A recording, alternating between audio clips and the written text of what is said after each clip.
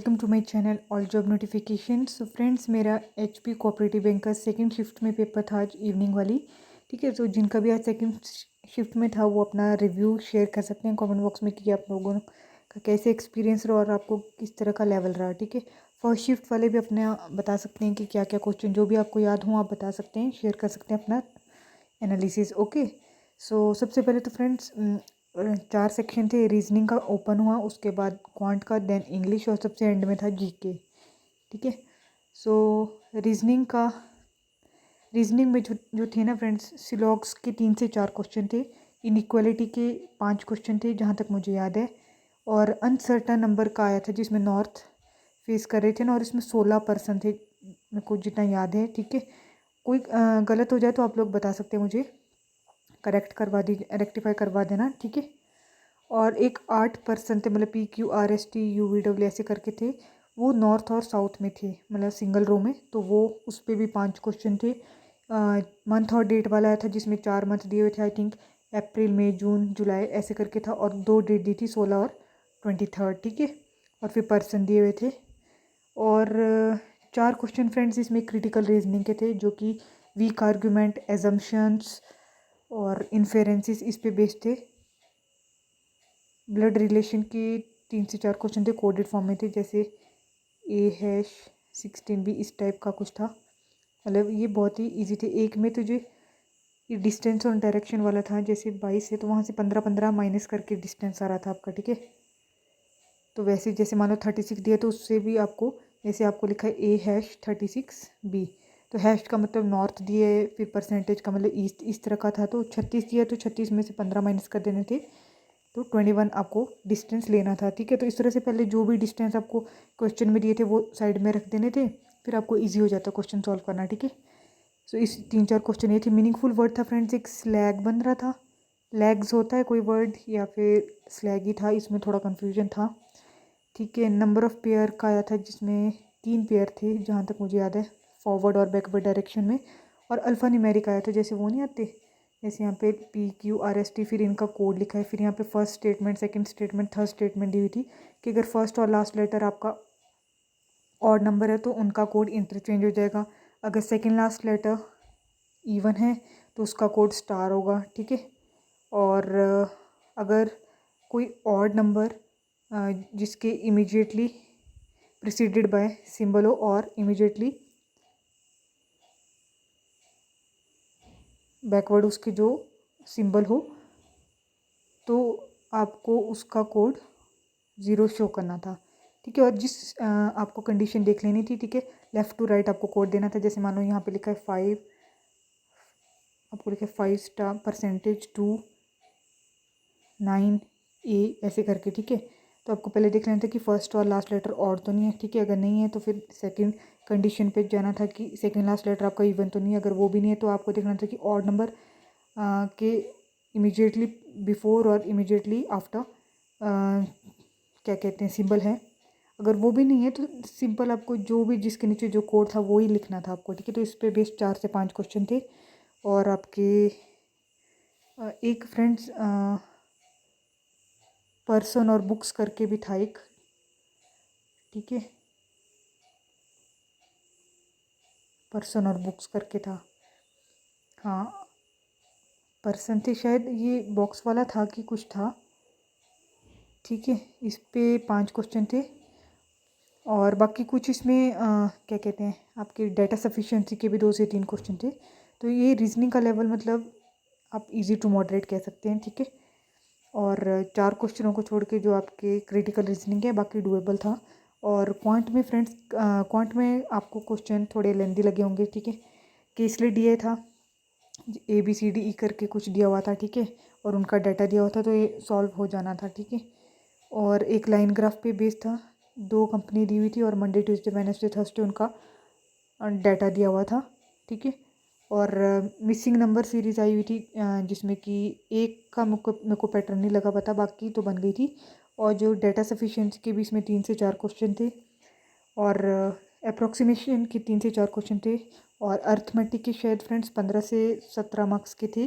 Tabular DI आया हुआ था एक, जिसमें कि आपको टोटल यहाँ पे प्लेसेस दिए हुए थे, यहाँ पे आपको टोटल पर्सन कितने हैं वो, फिर मैन टोटल जो पर्सन है ना वो कैसे कैलकुलेट होने थे, मैन और जो फीमेल है और जो चिल्ड्रन है, ठीक है। आपको फीमेल और चिल्ड्रन का डाटा दिया हुआ था, तो इन और टोटल का डाटा दिया हुआ था, तो टोटल से अगर हम फीमेल और चिल्ड्रन का माइनस कर देंगे तो हमारा मेल का डाटा जाना था। तो उस पर बेस्ड क्वेश्चन थे, लेकिन क्वेश्चन काफ़ी लेंदी थे, ठीक है।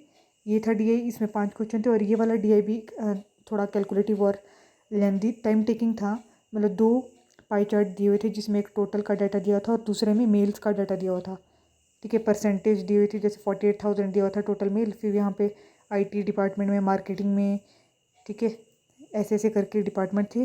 प्रोफेशनल में कितने हैं, और फिर दूसरा जो पाई चार्ट था उसमें मेल का डाटा दिया था, तो यहाँ पे डाटा 32K टोटल दिया हुआ था मेल का, फिर वहाँ से उनके परसेंटेज IT में, प्रोडक्शन में, ऐसे ऐसे।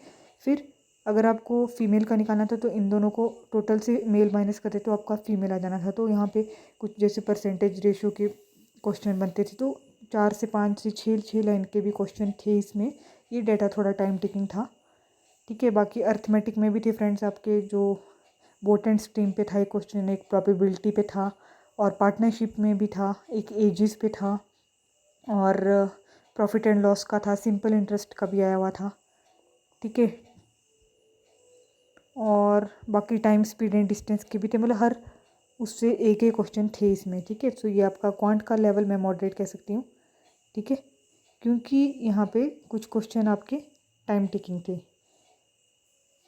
एज़ कम्पेयर टू, मतलब यहाँ पे मैं कहूँगी कि रीजनिंग सेक्शन इजी आया हुआ था और क्वांट थोड़ा थोड़ा सा मॉडरेट कह सकते हैं आप। और बाकी क्योंकि 50 क्वेश्चन थे, 60 मिनट का टाइम था, ठीक है। और बाकी इसके बाद आपका आता है इंग्लिश आया हुआ था। इंग्लिश में फ्रेंड्स रीजनिंग जो कॉम्प्रीहेंशन था ना, उसके 10 क्वेश्चन आए हुए थे। कहाँ गया ये 10 क्वेश्चन, 3 से 4 इसमें एंटोनिम सिनोनिम थे। यहाँ पे सॉफ्ट स्किल बताया था कि कंपनी में सॉफ्ट स्किल को, और जो भी इमोशनल और जो आपका थिंकिंग लेवल है वो अच्छा होना चाहिए, ठीक है। सो जैसे जैसे आपको पता है कि AI आर्टिफिशियल इंटेलिजेंस ज़्यादा मतलब इंक्रीज़ हो रहा है, तो उस हिसाब से मतलब कि कंपनी अब अपने जो एम्प्लॉयज़ को चूज़ करती है तो उनमें ये क्वालिटी होनी चाहिए, उनमें जैसे सॉफ्ट स्किल होने अच्छे होने चाहिए, कम्युनिकेशन स्किल्स अच्छा होना चाहिए उनका, ठीक है, थिंकिंग लेवल अच्छा होना चाहिए। तो इस पे बेस था ये।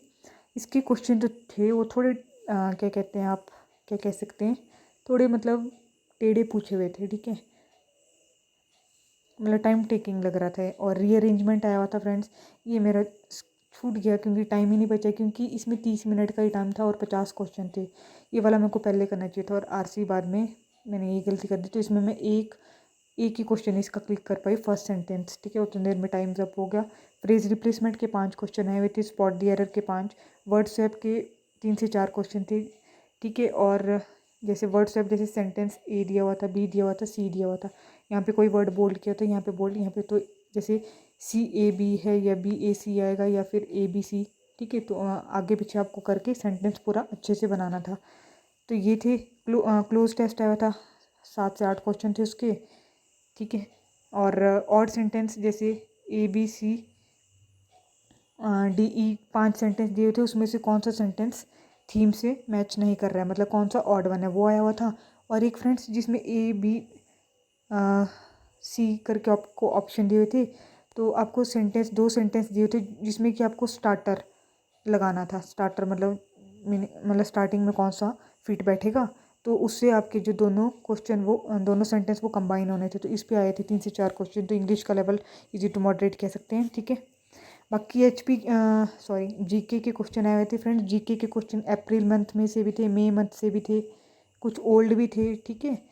तो काफ़ी मतलब पूछे हुए थे इसमें। सो एक तो फ्रेंड्स नाबार्ड वाला आया हुआ था सेंटेंस में ना, इसमें मेरा गड़बड़ी हो गया। पहले मैंने अच्छे वाले मुंबई किया हुआ था टिक, क्योंकि वहाँ पे मतलब नाबार्ड का हेडक्वार्टर दिल्ली दिया हुआ था, मतलब 5-6 सेंटेंस बताए थे, उसमें बताना था कि कौन सा इनकरेक्ट वन है। तो दिल्ली वाला गलत होना था, ठीक है, क्योंकि नाबार्ड का हेडक्वार्टर मुंबई में, पहले वही टिक किया था मैंने। फिर वो होता है ना टाइम एंड में जो बचता है वही ज़्यादा हार्मफुल रहता है, तो उसमें मैंने कुछ और ही क्लिक कर दिया। सो ये गड़बड़ हो गया। और पोंग डैम आपका कांगड़ा में है, ठीक है, और इसको रंजीत सागर डैम के नाम से भी जाना जाता है। PM प्रणाम स्कीम फर्टिलाइज़र से रिलेटेड है, मैंने इसको पता नहीं एजुकेशन से रिलेटेड कर दिया, ये भी गड़बड़ हो गया। एक HP, हाँ डिस्ट्रिक्ट कितने हैं हिमाचल प्रदेश में, 12 डिस्ट्रिक्ट हैं टोटल। फोक डांस में आया हुआ था फ्रेंड्स झांझर, रासा और नाटी। तो कौन सा हिमाचल का फोक डांस है? आई थिंक नाटी है ना। और हिमाचल प्रदेश की लोकायुक्त ये जस्टिस करके था इनका नाम, कुछ पूरा भी मेरे को याद नहीं आ रहा, वो था। और मंडी डिस्ट्रिक्ट कब फॉर्म हुआ था? ये 1948 में फॉर्म हुआ था। एक कोडी कन्नल, ये तमिलनाडु का एक GI टैग मिला इसको, तमिलनाडु मलाई कुछ टाइप है, ठीक है। और नेशनल हाउसिंग बैंक में गवर्नमेंट ऑफ इंडिया का 100% स्टेक है। और बैंक रेट पूछा गया था, करंटली लेटेस्ट बैंक रेट कितना है? तो अभी 6.5% चल रहा है, ठीक है। और रेपो रेट चल रहा है आपका 6.50, ठीक है। तो बैंक रेट और MSF इससे 0.25 ज़्यादा होते हैं, तो 6.75%। बाकी फ्रेंड्स अभी मुझे क्वेश्चन याद नहीं आ रहे हैं और क्या क्या थे आए हुए। सो